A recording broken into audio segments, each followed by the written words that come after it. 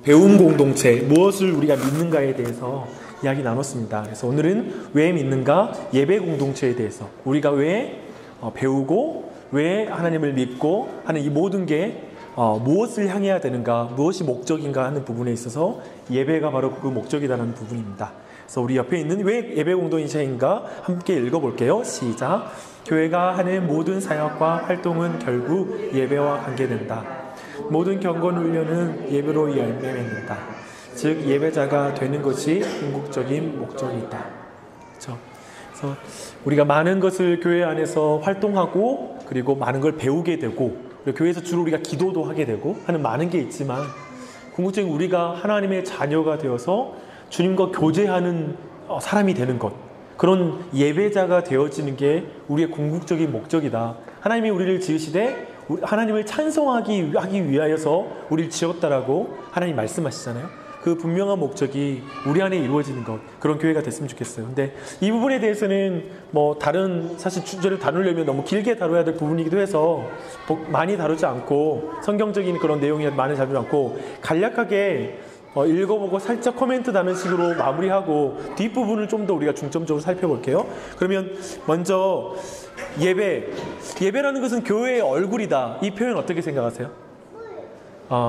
정말 예배는 하나님께서 우리를 딱 쳐다보실 때 그 예배 안에 우리 얼굴, 그 예배가 하나님 보시는 우리의 얼굴이고 그 예배 가운데 하나님 앞에 바르게 나아가지 못하는 교회라면 하나님 보시기 아픈 교회다. 한 개인뿐만 아니라 교회 또한 그렇다는 생각이 들어요. 그러니까 만약에 우리 가정이 예배하지 않는 가정이야. 근데 주님께는 되게 그 얼굴이 되게 일그러져 있는, 그리고 하나님 예수님 마음은 너무 아픈 마음으로 바라보는 가정이 되는 것이죠. 그런 면에서 볼 때 우리 안에 그 예배가 되되, 오늘은 특별히 여러 가지 예배를 말할 수 있겠지만 삶의 예배도 말할 수 있겠지만 오늘은 공예배에 대해서만 한번 다뤄볼게요. 공예배라 하는 것은 주일날 10시 45분에 시작하는 우리 교회 예배, 그러니까 온 교회 공동체 모두가 모이는 예배를 공예배라고 하는데요. 사실은 저는 다른 모임은 굳이 저는 그냥 예배라는 말을 사용하지 않아도 된다고 생각해요. 근데 공예배다, 우리가 일반적으로 예배라고 말할 땐 주일날 10시 45분 모든 성도가 의무적으로 참석해야 될 모임, 그러니까 다른 어떤 모임에 있어서는 우리가 강제할 수도 없고 어쩌면 우리 교회의 회원으로서 마땅히 참여해야 됩니다라고 모임에 있어서 다른 모임들의 부분들은 좀 더 제가 열어주고 있고 그것이 필요한 경우에 참여하기를 제가 계속 여러분 말하고 있지만 주일 예배만큼은 정말 양보할 수 없고 그것을 분명하게 하고 있는 모임이죠. 그래서 사실 저희 교회 성도님들 어디 떠나실 때 반드시 제게 알려주고 있어요. 그 주일날 예배 참석하지 못하면. 개인적으로는 주일날 예배 빠질 때 나한테 알려준 성도가 우리 교회 성도라고 생각해요.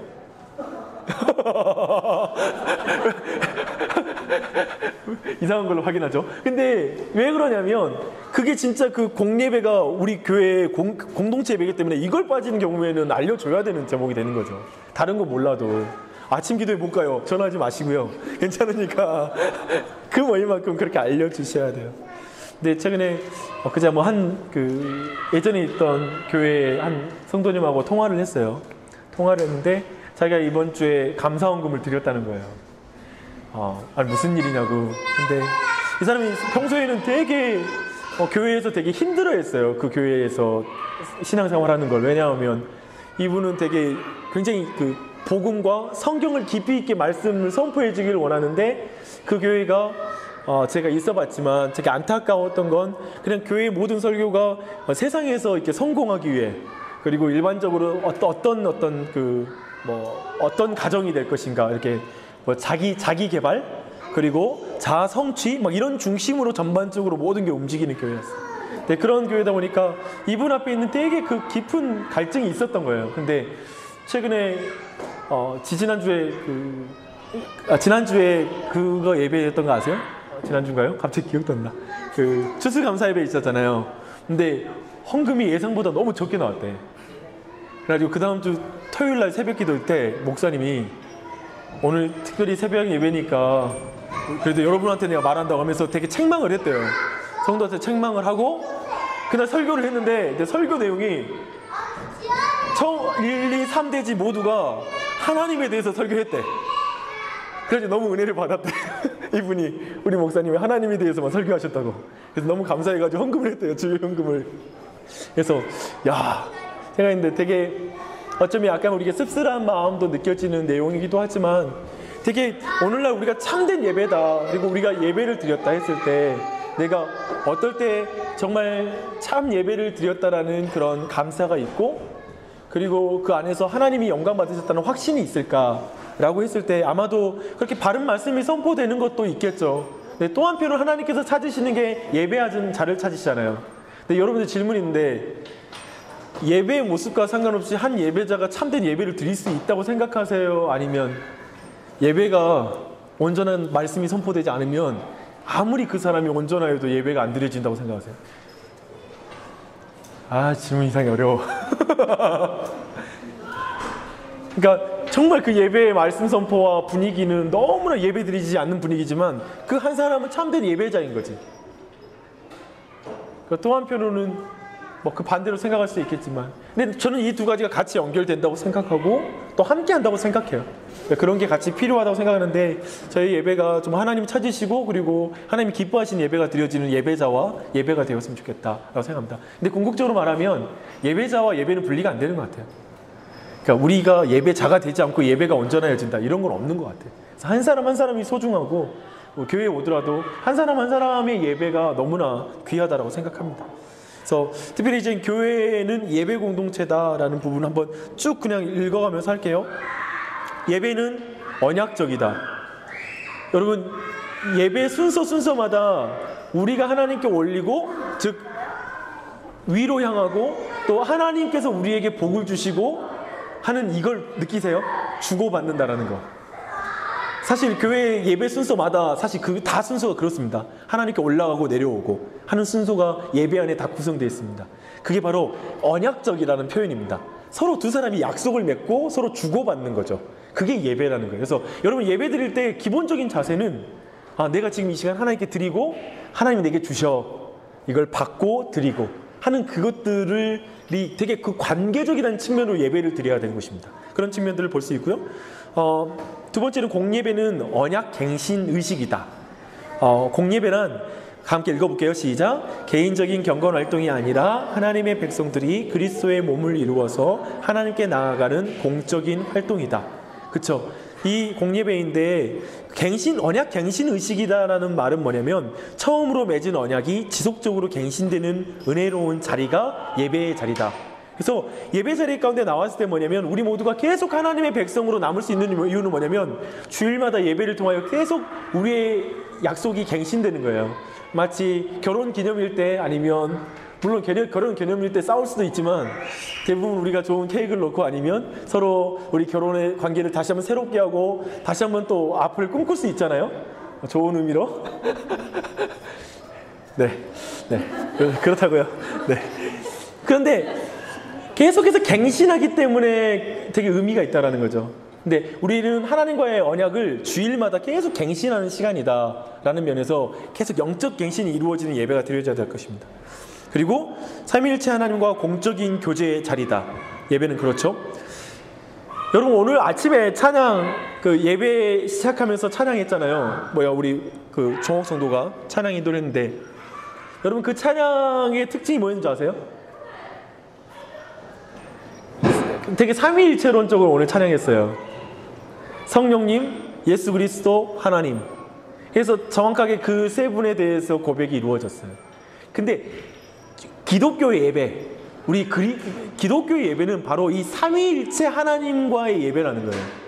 그래서 예배 순서를 잘 보십시오. 예수 그리스도를 통하여 성령님 안에서 하나님께 영광 돌리는 것. 이게 이제 예배의 모든 구성입니다. 우리 안에 죄 고백의 시간, 그리고 성령님께 도움을 구하는 시간, 모든 순서가 사실은 이 세 분과 삼위일체 하나님 안에서 이루어진 예배가 예배 순서 안에 모든 목회자의 멘트 안에, 진행 안에 그것이 잘 드러나는 게 하나님 기뻐 받으시는 예배이다라고 믿습니다. 그게 왜냐하면 삼위일체 하나님께 향하는 예배이기 때문이죠. 근데 보면 균형 상실이 있어요. 성자를 통하지 않고 성부를 알 수 있는가? 그러니까 막 성부 하나님, 예수님에 대한 이야기 없어, 예배 안에. 근데 우리는 그렇게는 불가능하다. 하나님의 은혜의 자리 앞에 나아갈 수가 없다는 거죠. 그런 예배에서. 또 성자 예수님에 대한 강조가 도덕적 구애에 그친다면 성령의 역사를 경험할 수 있는가? 즉 뭐냐면 우리 이 시간 예수님을 닮읍시다. 우리 예수님이 우리가 예수님처럼 좀 이렇게 착하게 삽시다, 이런 어떤 도덕적인 구호에 머문다라면 성령의 능력을 구할 이유가 없어요. 그런 문제가 발생한다는 거죠. 또 성령의 은사와 기적에 치우친 예배 안에서는 성부께 영광을 돌리고 성자를 드러낼 필요가 없어요. 드러나지 않아요. 이런 것이죠. 그래서 삼위일체 하나님이 함께 드러나고 그 삼위일체 하나님과 함께하는 것이 예배이다. 그래서 여러분이 예배 드릴 때 그런 이해 안에서 예배를 드리면 정말 예배가 우리 안에 새로워지는 어떤 그런 내용이 될 수 있고 어떤 힘을 받을 수 있다는 것이죠. 그런 부분을 좀 이해하시면 되겠습니다. 근데 여기 나중에 말했는데 역설적이게도 카톨릭의 미사가 삼위 하나님을 고백하는 순서가 많다. 그러니까 카톨릭 미사. 그러니까 여러분, 기독교 안에서 여러분이 지금 삼위일체 하나님께 예배한다는 의식이 예배 안에 없다라면 사실은 카톨릭의 미사에서보다 더 사실 우리는 하나님을 풍성하게 못 누리는 거예요. 그런 측면들을 같이 한번 이해하시면 되겠습니다. 네 번째, 예배는 그리스도의 몸이 우뚝 서는 시간이다. 우리는 무엇으로 교회의 하나됨을 확인할 수 있는가? 그러니까 교회 몸이라는 건 우리잖아요. 근데 예배 시간에 교회의 몸이 우뚝 서야 돼요. 그 은혜가 예배 가운데 있어요. 나는 그 사실 볼 때 우리 모두가 교회의 하나됨을 추구하잖아요. 근데 뭘로 우리가 교회에서 하나 될 수 있는가, 확인할 수 있는가, 이것이죠. 철저하게 예배 안에서 이루어진다라는 걸 기억할 필요가 있습니다. 우리의 예배에서 교회의 하나임을 느끼는가라는 실질적인 질문을 할 수 있겠죠. 여러분 어떠세요? 각자 한번 물어보셨으면 좋겠어요. 우리 교회 예배에서 우리 모두가 성도 안에서 한 교회의 한 지체인가? 최소한 새로 오는 사람이 왔을 때 그들은 이 예배 안에서 이들이 한 하나님을 믿고 있는 한 형제 자매구라는 걸 느낄 수 있는 그런 예배를 우리가 드리고 있는가라는 것이죠. 우리 여기 가장 최근에 오신 분이 누구죠? 최근에 오셨네. 우리 용중재님, 한 하나님을 섬기고 있는 교회라고 느끼십니까? 우리 성도님들에게서? 아멘. 네, 여기 질문하면 아멘 안 할 수가 없어요. 네, 의도적으로 물어봤고요. 네, 그런 부분들 한번 돌아보면 좋겠습니다. 다섯 번째, 예배는 모든 것을 질서 있게 하라는 말씀에 주목한다. 두 극단은 뭐냐면 형식주의예요. 그러니까 예배를 모든 순서 자체로 하나님을 예배하려고 하는 그 예배, 그 형식 자체가 내용이라고 생각하는 예배, 그런 것이 있고요. 또 한 가지 형식 파괴주의예요. 그러니까 형식을 다 없애는 것. 그런 면에서 다른 식으로 질문하는 건 뭐냐면 성령은 무형식 속에서 일하는가, 아니면 성령님은 형식에 갇히시는가, 이렇게 물어볼 수가 있겠죠. 그렇죠? 여러분 어떻게 생각하세요? 성경은 무형식 속에서 일하신다. 이건 퀘이커 교도들이죠. 퀘이커 예배. 그냥 설교자도 없고 같이 한번 떨다가 오늘 저 사람 내가 하나님 말씀 선포하라고 했습니다 해서 한 사람이 있어서 설교하고 기도 계속하고, 이런 식의 예배, 무형식이죠. 형식이 아예 없죠. 근데 우리가 알고 있잖아요. 성령님은 질서 가운데 일하신다라는 것. 그리고 형식을 통하여 일하신다. 그러나 형식 안에 갇히진 않으신다 라는 것을 우리가 균형감 있게 생각할 때, 우리가 교회 예배를 드릴 때 형식들도 우리가 하나님이 사용하시도록 구하면서 겸손하게 예배의 순서를 진행해가고, 여러분 또한 그거 안에서 하나님이 역사하시길 구하고 하는 그런 게 중요하다고 믿습니다. 그러면 마지막으로 모든 직분은 예배를 섬기기 위해 주어져 있다 라고 성경은 말합니다. 그러니까 결국 그 교회 안에는 그 사제만 드러나는 예배, 아니면 회중만 드러나는 예배, 이 둘 다 경계해야 된다라는 걸 말하고 있습니다. 그러니까 완전히 사제만 드러나는 예배는 카톨릭 예배예요. 사제만 드러나고, 그래도 마찬가지로 우리도 목사만 드러날 수 있겠죠. 네, 회중만 드러날 수 있고요. 근데 그 두 가지 모두 경계하되 두 안에서 균형이 필요하다는 걸 늘 기억했으면 좋겠습니다. 즉 우리가 추구하는 건 직분자들이 예배에서 다 같이 협력하는 것. 목사는 예배 인도자고 말씀 선포자고 기도 인도자잖아요. 장로는 예배를 보호하여 이단이 들어오지 못하게 감독하고 성찬상을 악한 자로부터 보호하는 것. 집사는 예배를 단정하게 드리도록 돌아볼 뿐 아니라 헌금을 포함한 긍휼의 사역을 관장하는 것. 사실은 기독교 교회가 사실 많은 직분이 있지만 많은 사역이 아니라 예배를 위한 직분이 있고 예배를 위한 어떤 봉사가 있다는 거죠. 그 측면으로 예배를 이해하실 필요가 있어요. 이런 부분 보시고요. 그러면서 볼 때 우리의 예배의 모습이 예배 안에 하나님을 갈망하는 회중들이 많았으면 좋겠고, 그들에게 부어지는 하나님의 은혜가 충만한 예배가 됐으면 좋겠어요. 항상 여러분 이걸 놓고 기도해 주시고요. 성도들이 서로 덕을 세움도 같이 있는 예배, 그래서 예배가 그냥 수직과 또 위에서 내려오고 그러니까 올라가는 예배가 있지만 서로 가운데 향하는, 사실 우리 교회도 이제 그런 시간이 있잖아요. 그런 시간들이 우리 안에 잘 표현되는 시간이 있으면 좋겠습니다. 혼자 있는 것 같은 세상에서 공동체와 함께 하나님께 나아가는 은혜가 넘치는 예배, 하나님만 높이는 것이 옆에 있는 사람에게 눈이 어두워지는 것이 아니라 더 밝아지는 것임을 깨닫는 예배, 그런 예배가 또 우리의 예배가 되었으면 좋겠습니다. 네, 간략하게 살펴봤고요. 저희가 이제 어떻게 저희 교회 공예배를 해나갈 것인가 하되, 한번 2015년도에 어떤 걸 중점적으로 해왔는지, 그리고 2016년도에 우리 교회 방향들을 좀 나누고 우리 한번 좀 이야기를 마무리하겠습니다. 2015년도 우리가 이제 1년 동안 어쩌면 대부분 2015년 안에 우리 교회에 조인한 사람이 많이 있는데요. 사실 예배 순서에 대한 구체적인 설명이 전체적으로 반복해서 이루어졌어요. 쉽게 말하면 예배 시간에 좀 어떤 설명이 많았잖아요. 제가 한 가지 경고했던 건 뭐냐면, 좀 내 안에 좀 그 강박증처럼, 아니면 제가 정말 강조하고 싶었던 건 뭐냐면, 오늘 우리는 예배 순서가 무슨 의미인지 모르고 많이 진행해 버리는 경우가 너무 많았다. 그래서 그걸 어떻게든 좀 설명하고 하려고 하는 그런 경향성이 많았습니다. 좀 이제 1년이 지났고요.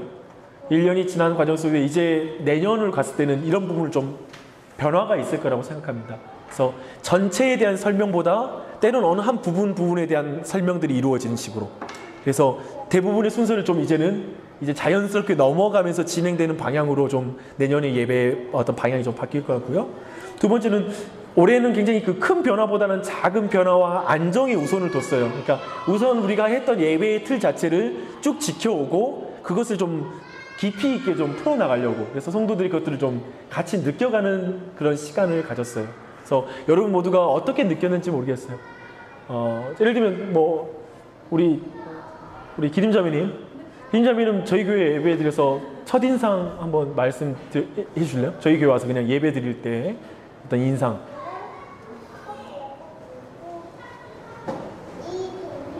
저는 익숙했어요. 지난번에 다니는 교회도 이렇게 가정교회라서 모든 아이들이랑 같이 이렇게 시끄럽고 어떻게 보면 좀 이렇게 분주하게 부를 수 있지만 그게 익숙해서 그런지 그냥 저는 저희 집에 온 것 같은 편안한 그냥 그런 마음속에서 네, 감사합니다. 그럼 비슷한 분위기에서 오셨다고 하니까 그렇고, 또 여기 새롭게 오신 분 우리 영주님 분 어떠셨습니까? 방금 전에 어떤 예배의 추구라는 이런 지점을 받고 올해 우리의 강조점을 좀 들으셨는데 어떤 예배에서 느껴졌던 특징? 저는 예배가 전다 이런 느낌이 저희 어르신 세대가 많은 교회에 있잖아요. 그때 봤을 때 교회가 젊다, 활력이 넘친다. 네. 네, 활력이 넘친다라는 느낌을 받으셨다고 합니다. 이건 주로 누구한테 받았을까요? 네, 애들한테. 고맙다. 우리 애들이 큰 일을 하고 있어요. 우리 예배 안에서 어마어마한 일을 하고 있습니다. 각자 한번 그런 부분들을 생각할 수 있는데요.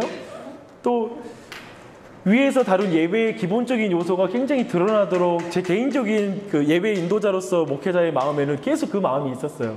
방금 말했던 예배에 대한 어떤 그 요소들이 예배 전체에 어떻게 드러날 것인가 해서 그런 부분들이 우리 아마 각자 만족스럽던 아니면 그 의미를 알던 우리 각자가 그 분위기 속에서 여기까지 온 것 같아요. 여러분 모르시겠지만 이게 어떤 사람들에게는 굉장히 생경하게 느껴지는 분위기일 수 있고요. 어느새 우리가 1년 안에 어떠한 우리 안에 예배의 분위기가 우리 안에 있었던 거예요. 그렇게 왔던 것이고 했는데 이제 우리가 더 깊이 자라가기 위해선 그 예배 순서마다의 깊은 의미들 더 깊이 각자마다 느끼면서 나아가는 것, 그런 것들이 필요하겠죠. 네, 2010년도도 저희 교회 공예배의 방향인데 이것은 제가 좀 고민하고 있는 부분이고요. 그래서 이제 성도님들이 이런 부분들을 이제 내년에 우리가 구체적으로 더 깊이 있게 풀어나가야 된다라는 사실을 좀 먼저 말씀드리고 싶어요. 그래서 먼저 예배를 준비하는 모임을 시작하려고 해요. 그러니까 이 모임이라는 건 뭐냐면 너무 또 막 많은 모임을 만들어가는 차원이 아니라 운영위원회가 있잖아요.